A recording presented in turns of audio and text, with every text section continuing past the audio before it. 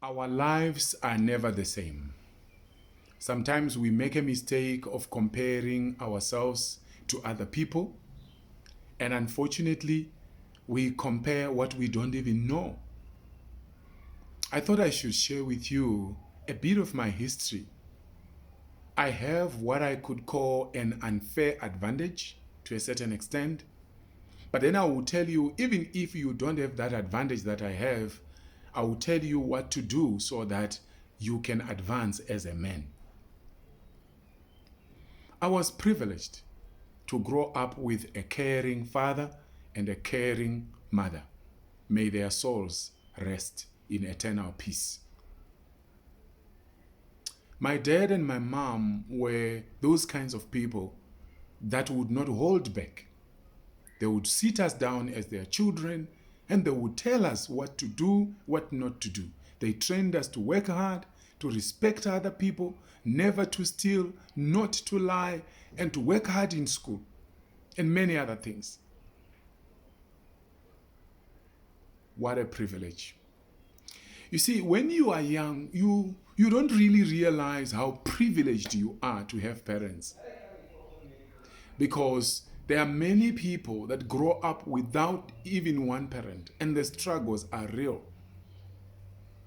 Sometimes when you have a parent, you tend to look at their errors, you look at their weaknesses, you don't realize how powerful your parent is until they leave the world. You don't have to wait until they leave the world. Begin to appreciate them now. Begin to bless them now. Begin to make them happy now if you still have them, because it's a privilege. And nobody knows when they are going to depart from this earth. So I'm so grateful for having had a dad and a mom. I saw both sides of the world, from the women who are emotional and the father who is logical. On top of that, I had a grandmother, paternal side. Grandmother maternal and grandfather maternal also, they played a very huge role. I learned a lot of love from them. I learned a lot of care from them. Then grandfather paternal and grandmother paternal, they also played a major role in our lives. But there is something outstanding about my grandmother paternal. She was so much into education, and she was putting a lot of pressure on my father especially to try and take me to the best schools, of which my dad did not have a lot of money, but he tried, he did his best. But it was because my grandmother paternal was so particular about this. And guess what? My grandmother would come even when it's prize and speech giving day, especially at primary school, because our primary school was very near to where my grandmother was staying. So my grandmother would make sure she comes on that day. Oh, I smile. May her soul rest in peace. She would come when it's time, when they say, number one, Wilbert, Motoko. Then she will stand up and dance and dance and dance. And then she will come and give me a coin or two to appreciate and empower me and encourage me. It was such an encouragement. On top of that, I had an auntie. May her soul rest in peace. This auntie, she was staying very far from where we were. I don't know how many kilometers that was. Could it be 8, 10 kilometers? I'm not sure. And my brother and I would go there, we would walk to her place, we would sleep over there for a day or two, and she would be taking us through a lot of lessons about life. She'll be telling us about how successful her children are, how they've gone to school, how she didn't want to see us just ending up, driving bicycles like everybody is doing in the rural area, how she wanted us to grow up and become successful and drive motor vehicles and all that, how she didn't want us to have girlfriends while we were still students and all that. Oh, my auntie. May her soul rest in peace. On top of that, I also had some teachers that played a major role from primary school to secondary school, to A-level, even at college. Some teachers and lecturers were sent by God to mentor me. To top it up, one of my cousin brothers, may God bless him abundantly, together with his wife, they have sacrificed big time in my life and in our lives as a family. They have done countless things. But the biggest thing they did is they brought me to Jesus Christ as my personal Savior. Oh my God. They brought me to Jesus. And they didn't just bring me to Jesus.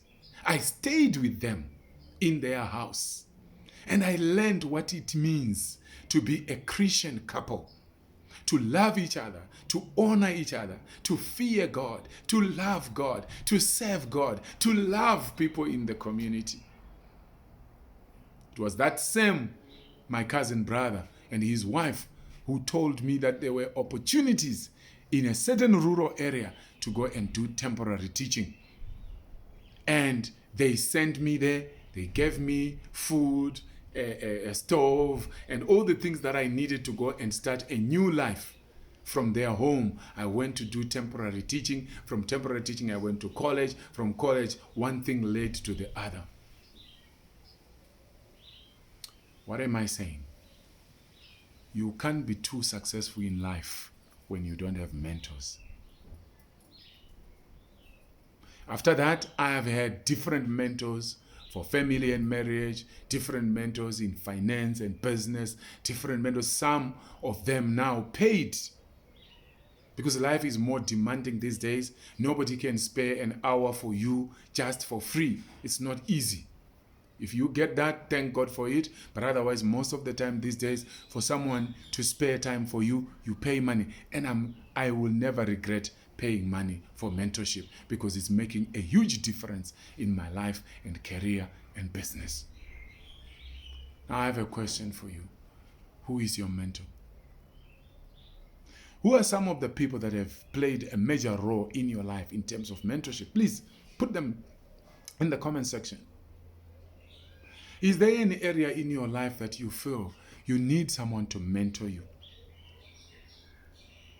It's not always easy to get a mentor who is all around, who will be good with marriage, they are good with money, they are good with business, they are good with academics, they are good with everything. It's normally rare. That's why you end up having different mentors for different things. And somebody is saying, I don't have a father. I don't have a mother. That's why I am where I am. So what do? There is what to do. I remember one of my pastors, he mentioned that he first saw his father at the age of 24.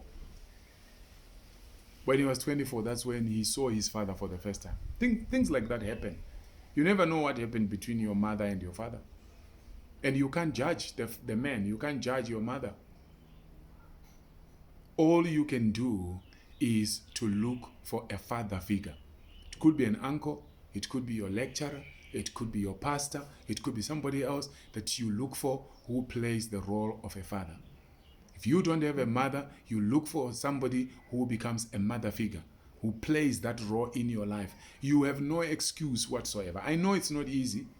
I may not fully understand, because I grew up with parents. I may not fully understand how it feels when somebody doesn't even have a parent. But being somebody who loves orphans and widows and widowers, and by God's grace, we have been donating with my family for years to widows, to widowers, to orphans, to the homeless. We have a bit of an understanding of what people go through when they are vulnerable. So don't give up. And also don't give an excuse for the rest of your life. These things happened to you, but you can't continue explaining that until you go to the grave. That pastor of mine, he saw his father for the first time at age 24, but you know what he had already done? He had already approached his pastor and said, please, can you be my father? So he stayed with his pastor. He learned how to be a man from his pastor. He learned how to run a Christian home from his pastor and his pastor's wife. Who can play that role for you? I love you. I wish you well. God bless you. Leave a comment, like, share, and follow me for more. Bye. Dr. Wilbert Mtoko.